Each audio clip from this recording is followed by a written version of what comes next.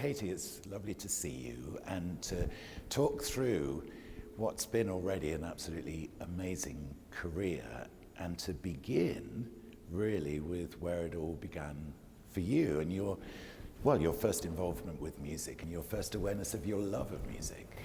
Well, I have quite an odd backstory when it comes to music, because my parents didn't listen to music at all. But I basically started out wanting to play. It was much more about wanting to play instruments than it was getting into listening to music. And so I was kind of tugging on my mum's jumper at 4 saying, I want a piano. Because the music teacher at school had a piano, and they were like, you're 4, do you have to choose the biggest instrument available? And so they got me £100 second-hand piano, which I still have actually, and proceeded to learn classical piano. And I would write poems and I'd write little songs, and but it wasn't until I was 15 when I picked up the guitar and taught myself an instrument and taught myself to sing. So I didn't have any lessons in guitar or voice, and I think that just gave me the freedom to experiment and find my own thing.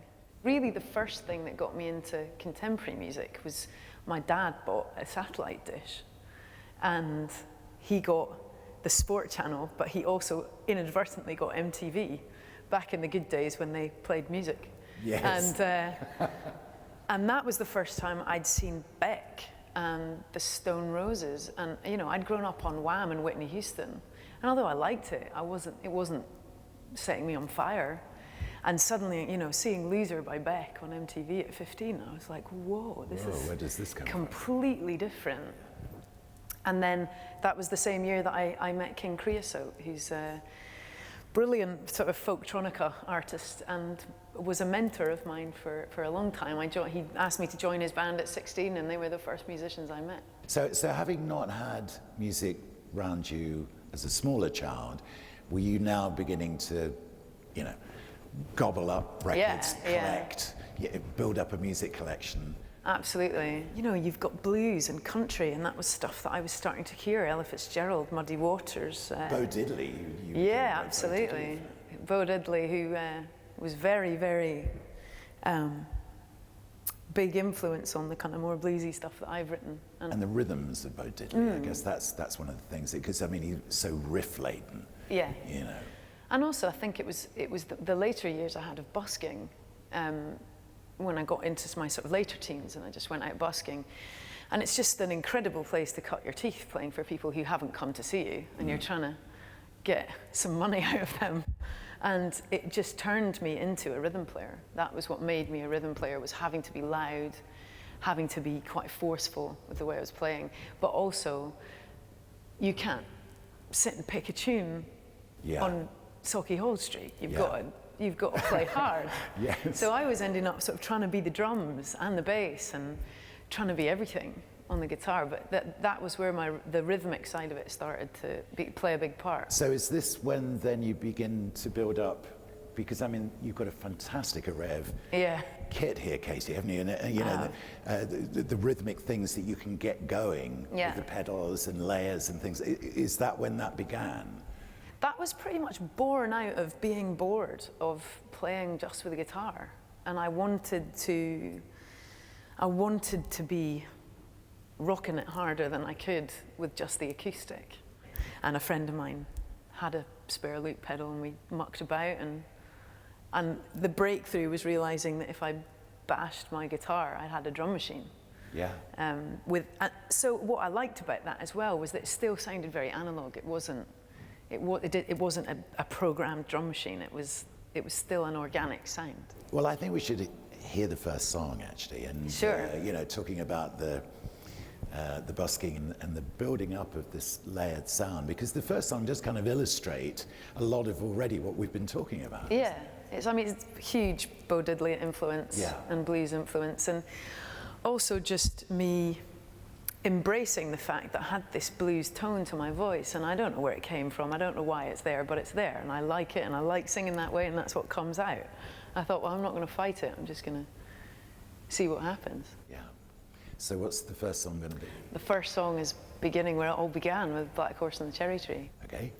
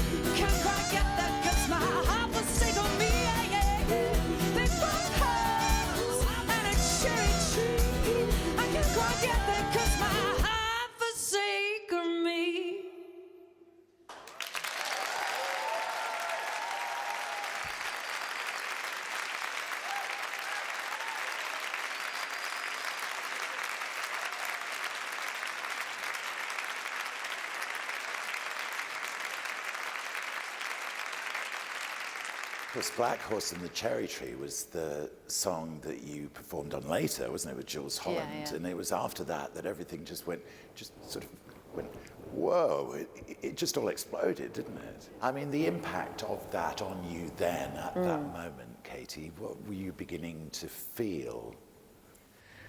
Well, I didn't really know what was going on.